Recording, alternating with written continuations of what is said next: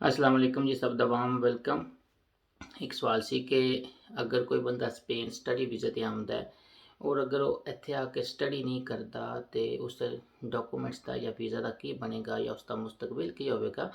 ना लैके अगर वो स्टडी कर लैंदा है तो क्या वो स्पेन च सैटल हो सकता है? अगर हो सकता है तो किस तरह हो सकता है?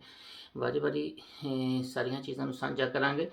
पहली तो चीज़ है कि जो कोई भी बंदा स्पेन ਦੇ ਵਿੱਚ ਸਟੱਡੀ ਵੀਜ਼ਾ ਤੇ ਆਂਦਾ ਹੈ ਤੇ ਉਹਦੇ ਕੋਲ ਟਾਈਮ ਹੁੰਦਾ ਹੈ ਕਿ ਜਾ ਕੇ ਯੂਨੀਵਰਸਿਟੀ 'ਚ ਆ ਕੇ ਆਪਣੇ ਜਿਹੜਾ ਉਸਨੇ ਐਡਮਿਸ਼ਨ ਲਿਆ ਹੁੰਦਾ ਆਪਣੇ ਕੋਰਸ ਨੂੰ ਕੰਟੀਨਿਊ ਕਰੇ ਔਰ ਯੂਨੀਵਰਸਿਟੀ ਬਾਕਾਇਦਗੀ ਦੇ ਨਾਲ ਜਾਏ। ਅਗਰ ਉਹ ਨਹੀਂ ਜਾਂਦਾ ਤੇ ਦੋ ਚੀਜ਼ਾਂ ਹੁੰਦੀਆਂ ਨੇ, ਜਾਂ ਤਾਂ ਉਸਨੇ ਅਗਰ ਮਿਨਿਸਟਰੀ ਜਾ ਕੇ ਕਾਰਡ ਲੈ ਲਿਆ और फिर उस तो बाद नहीं किया तो फिर वो कार्ड की वैलिडिटी तक तो अपना काम चलाता रहेगा। लेकिन सारी बात मिनिस्ट्री उसनों स्ट्रक आउट कर देगी और उसका कार्ड रिन्यू नहीं होवेगा और जिन्ना चिर रहेगा वो टेंशन च ही रहेगा कि मैं लीगल हाँ या इलीगल हाँ। लेकिन एक टाइम तो बाद वो इलीगल हो जाएगा और इलीगल की जिंदगी जी बहुत ही टफ है। अगर वो चलता रहता है और अपनी स्टडी ਨੂੰ ਕੰਪਲੀਟ ਕਰਦਾ ਹੈ ਤੇ ਫਿਰ ਉਹਦੇ ਕੋਲ ਕੀ ਚਾਂਸਸ ਹੁੰਦੇ ਨੇ। ਪਹਿਲੇ ਦੇ ਕਾਨੂੰਨ ਬੜਾ ਸਖਤ ਸੀ ਲੇਕਿਨ ਇਹਨਾਂ ਨੇ ਹੁਣ ਕਾਨੂੰਨ ਬਹੁਤ ਹੀ ਸੌਖਾ ਆਸਾਨ ਕਰ ਦਿੱਤਾ ਹੈ।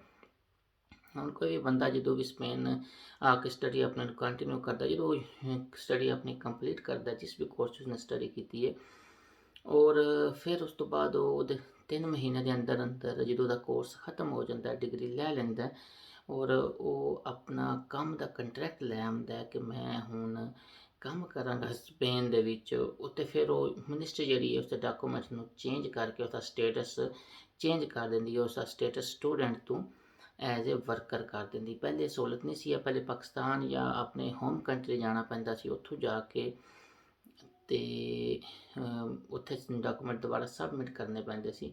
ਲੇਕਿਨ ਹੁਣ ਇਹਨਾਂ ਨੇ ਚੀਜ਼ਾਂ ਤਬਦੀਲ ਕਰ ਦਿੱਤੀਆਂ ਨੇ। ਹੁਣ ਤੁਸੀਂ ਇੱਥੇ ਵੀ ਆ ਕੇ ਆਪਣੇ ਪ੍ਰੋਸੈਸ ਨੂੰ ਕੰਪਲੀਟ ਕਰ ਸਕਦੇ ਹੋ। ਬਹੁਤ ਸ਼ੁਕਰੀਆ।